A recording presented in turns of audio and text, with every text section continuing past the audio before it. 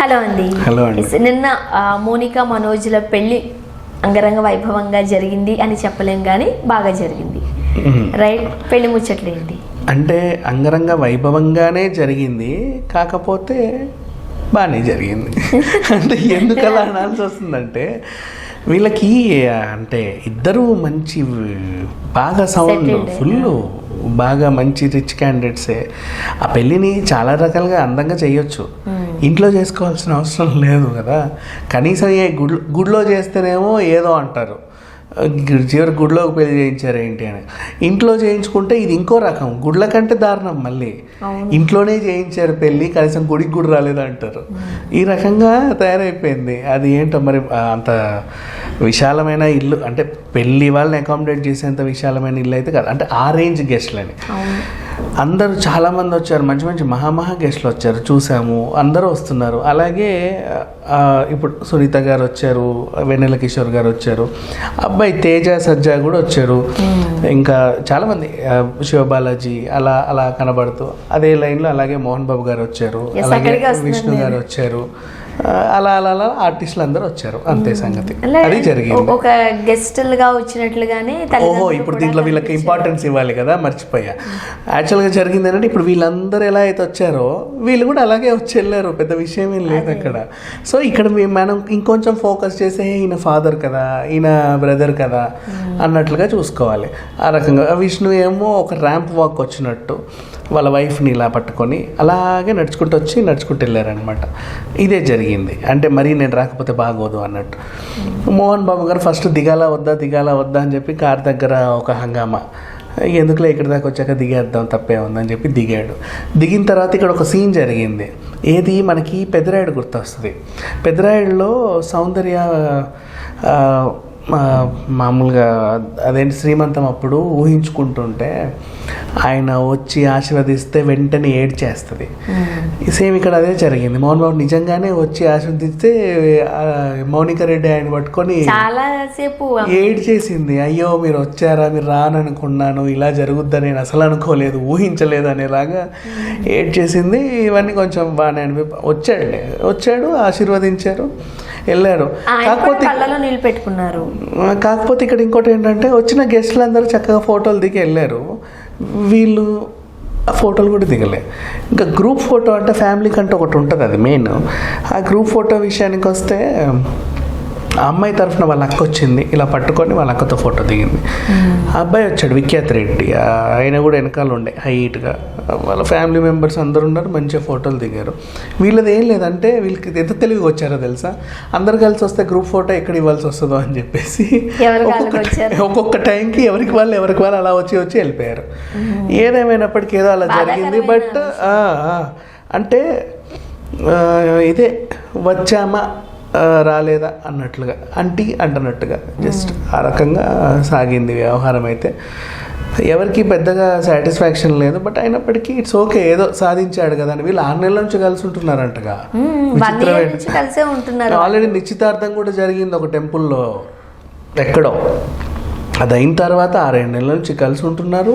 ఇప్పుడు వాళ్ళు పెళ్లి చేసి ఒక ముహూర్తం కుదిరింది, హ్యాపీగా చేసుకున్నారు. ఏదేమైనా ఇంకా వాళ్ళ ఫ్యామిలీ విషయాల కోసం ఈ అమ్మాయి ఆ కొడుకుని ఎక్కడో పెట్టారు, ధైర్యం రెడ్డిని, కనబడలా పిల్లోడు.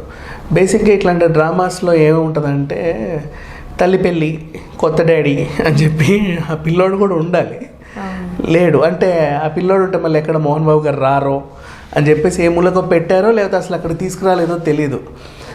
జరిగింది అయితే ఇది. ఏదేమైనప్పటికీ కూడా ఎవరికి సాటిస్ఫాక్షన్ లేదు.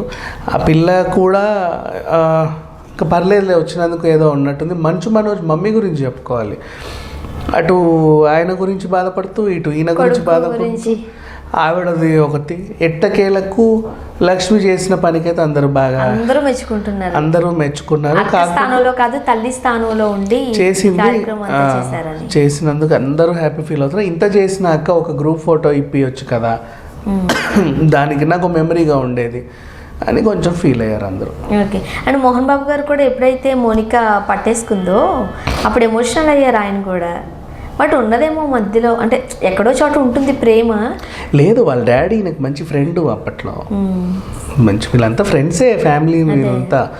సో ఆ రకంగా చూసుకుంటే పర్ల ఆయన కూడా ఏదో గుర్తొచ్చి ఉంటుంది. సొసైటీ లేకపోతే బాబున్నాడు ఇవన్నీ కొంచెం ఉంటాయి కదా అట్లయినా పెద్దవాళ్ళకి. ఇంకోటి చూసారా, చిరంజీవి గారు వచ్చినట్టు నాకేమనిపించలే, మీకేమన్నా అనిపించిందా?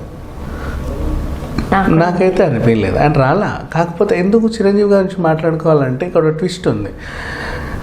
మోహన్ బాబు గారికి ఆయన కొంచెం పడదని ఒకటి ఇది ఉంది.